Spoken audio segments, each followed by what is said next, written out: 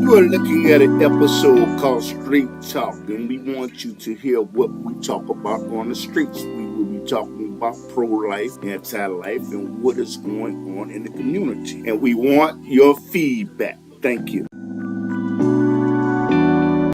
Wow, man, you're a heavy brother. Thank you. I want to ask you something. I'm going to put this on television. Okay. This is all I do. Who knows what the next second holds? I might not make it back tomorrow. Okay. But you know what? I want to ask you something. There was a Supreme Court overturned Roe versus Wade. Mm-hmm. And that's, for people that don't know, that's giving women the opportunity to choose whether they want to abort their baby and they don't want to. Do you think that the Supreme Court made the right decision where each state will determine for themselves whether to abort? I'm not sure. Okay, I'm going to give what they call the official narrative, and then I'm going to give my opinion on it. Okay. The official narrative is that, you know, this case legalized abortion because of the gangs of the feminist movement in the 1970s, which supposedly gave women the right to do what they want with their bodies, have freedom to do what they want with their bodies. And that court case said that abortion should be considered one of those rights. Now, that's what the mainstream society says.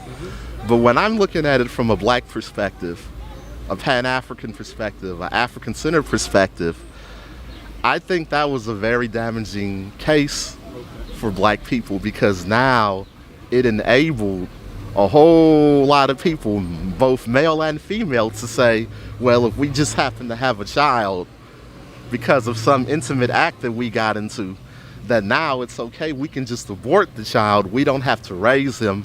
We don't have to give him to foster parents. We don't have to deal with them at all.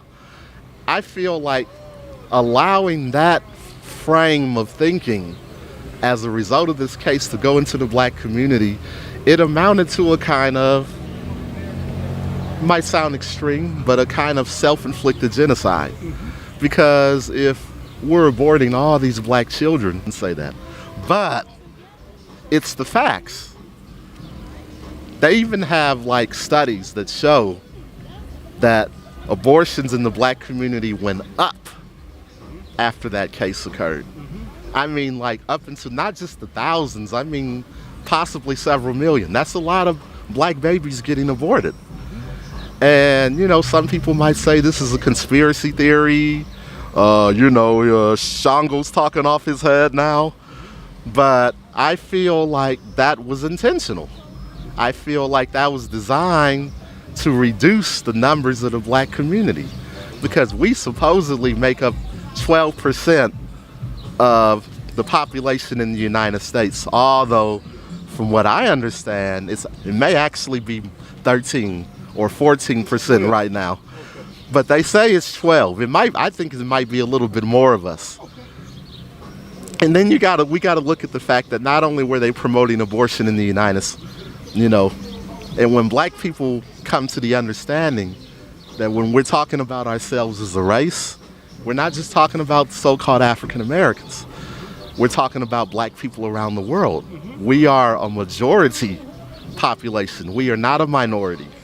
So when you look at the issue around abortion, you have to look at it that way. And when you look at it that way, you'll come to an understanding that, okay, wait a minute, maybe this whole abortion thing was done intentionally, because there are certain powerful people who think, and they feel threatened by that because that could cause problems for their social political power. So my opinion, to summarize it all, I'm finally summarizing, is that case was a disastrous case for us. It was disastrous to us because of the effect that it had on the numbers of our people. Yeah. Oh, wow, man. That is heavy.